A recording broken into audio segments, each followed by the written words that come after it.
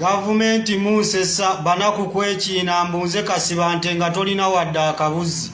Temulina mirimu mu kifo ky'okwogera n'abawalabu bakkakkanye ebikolwa byabwe abaana babeereyo bakole. Mbwate mwagala kubaninga bakadama kugenda Saudi kuba bakaaba nnyo. Mulina emirimu gye mugenda okubawa wano.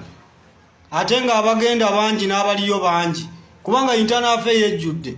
Abantu balinze passport tebazirinze genda bundi bujjo. Bonna balinze kugenda bweru wa ggwanga. Kunoonya mirimu kuba wano tegiriiwo. Waliwo abafunye mu Saudi. Saudi mwina gitereeza butereeza abawalabu kwogera nabo kuba nabo bantu abawalabu basobola otegeera. Kubanga nabo beetaaga abakozi.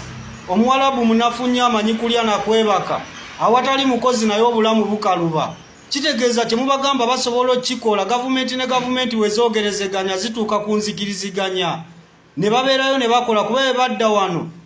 Omuliro gavumenti gwejjo owulira gujja ba mungi nnyo simanyi oba mukimanyi ekyo. Ekibasumbuwa ne embasi esobola okutereeza embeera eno.